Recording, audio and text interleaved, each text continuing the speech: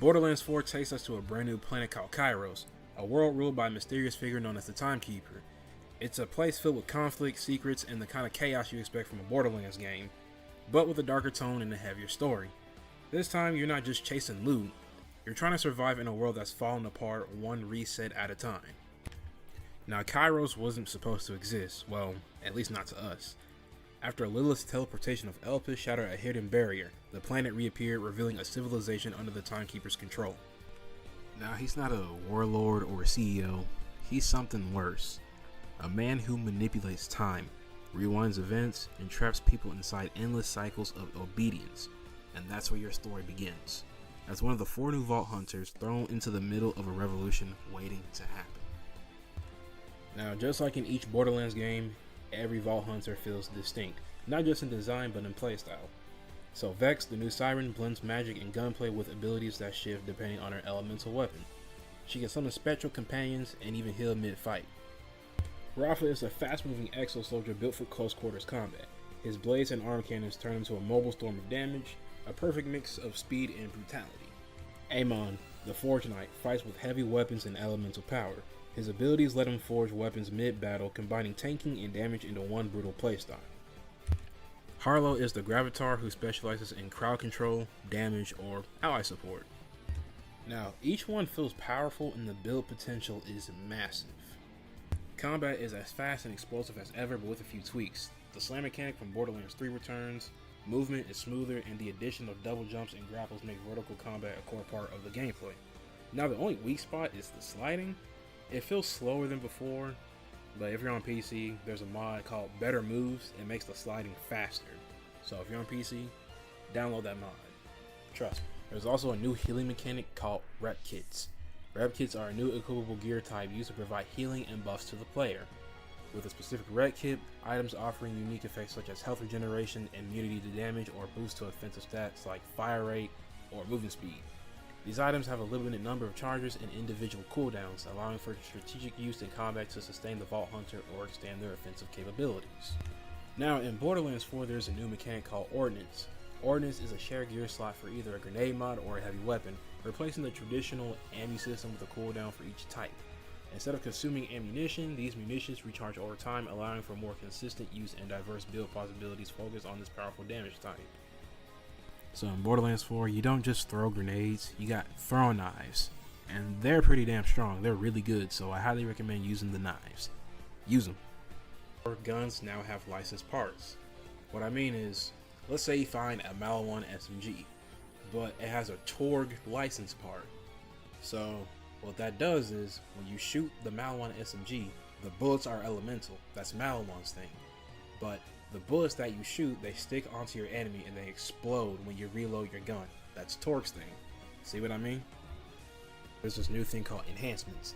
Enhancements are equipable gear that functions as a replacement for artifacts, providing buffs to your characters and weapons, especially those using specific manufacturer parts. They introduce a licensed part system, remember that? Granting bonuses when your weapons manufacturer matches the enhancements, and can also provide various and other stat bonuses and special abilities. Enhancements come in different rarities, common to legendary, with rare versions offering more buffs, and also a new feature called Firmware. I'm gonna get to that later.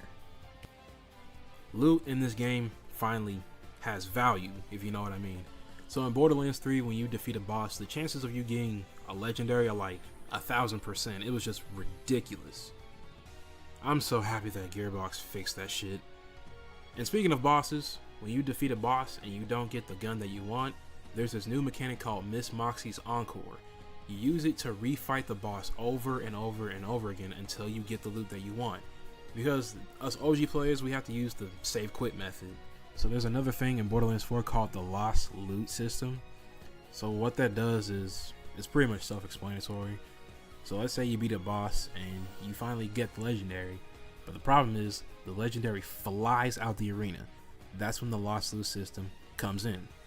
So you go to the Lost Loot system and then you grab the legendary that flew out the arena. Simple.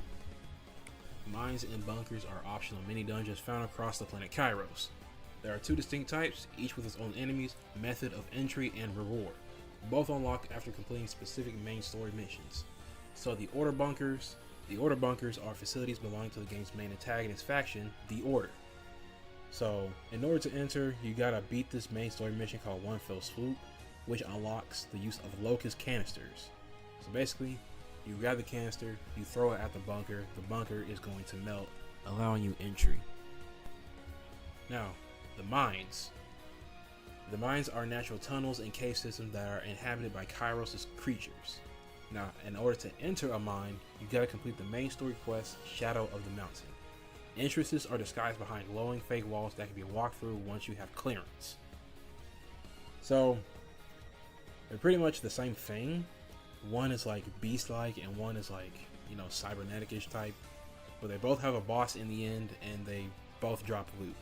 It's kind of like in Elden Ring, where you explore a mine or a dungeon, and then at the very end, you beat a boss, they drop loot. So I think Gearbox took some inspiration from Elden Ring. So in Kairos, there are 9 vault pieces that you need to find. If you find 3 pieces in a region, it goes to the vault is going to appear, and you need to put the 3 pieces together, put it in the key slot, and the vault is going to open. You go inside the vault and start the mission. There's this character called the Watcher. If you know the Watcher from the pre-sequel, she basically talks shit to you, basically saying blah blah blah, you're not gonna make it out alive, blah blah blah. Just ignore her or him. So you fight the wave of enemies. There's like 3 or 4 waves, and at the very end there's a big boss called the Vault Guardian. You beat the Guardian, you get some loot, and then you get an upgrade for your glider pack. Rinse and repeat until all 3 vaults are defeated. Firmware is a brand new in-game mechanic that provides set bonuses on non-weapon gear such as rep kits, ordnances, and class mods. Players can find unique firmwares, and equipping multiple pieces of the same firmware grants escalating buffs, allowing for fine-tuned build customization. These bonuses can include increased gun accuracy, damage, and even unique effects like explosions on critical hits. So after you beat the main story, you can unlock firmware transfer machines to move firmware from one item to another. The transfer process costs in-game currency and destroys the original item from which the firmware is transferred. Firmware can only be transferred between items of the same slot type. Alright, so Borderlands 4 had a really bad launch on PC. It was a lot of crashing, a lot of stuttering, lag, desyncing. It was just crazy. So Gearbox did acknowledge the problems, and they provided a day 1 patch, and they advised players to wait for shaders to compile in game or manually clear the shader cache, and it had mixed results and mixed reception from the community. So when I launched Borderlands 4, not only did it crash, my PC froze numerous times, and I really thought it was something wrong with my computer, but no, I tested it with any other game, it was just Borderlands 4. So thank God they dropped an update, and I downloaded some performance mods, and the game stopped crashing and it runs smooth. So if you're on PC, go to Nexus Mods, download Optimax. It's a really good performance mod. It makes the game run really smooth. Oh no, Borderlands 4 is a really good game, and I honestly think it's worth the $70. The problem is, it's just a bad launch on PC, and Randy Pitchford just being an asshole to the people that pay $70, $80, $100. If you pay $100 for a game, you expect that to work perfectly. But I think this game's good. There's a lot of stuff to do in Kairos, even post-game, and there's more content to come. There's a new Vault Hunter coming. There's a lot of stuff that's coming post-launch. So I give this game a solid 8 out of 10. Now what could have made it a 10 out of 10 is just Randy just listening to the fans. And that's the thing about like game directors or game developers. You have to listen to the fans. Like, you gotta listen to the fans. Always listen to the fans. But that's about it. I appreciate y'all watching, and I'll see y'all on the next one. Niggas snitch the cut time. 21. We the Fox 5 gang. Niggas getting whacked, snitching on, man. Facts. Back it up, back it up. 2 to 3 gon' make a nigga back it up. 21. Try to strip a nigga, gotta change my outfit. Nigga ain't black enough. Yeah. Boulder Crest Road, Glen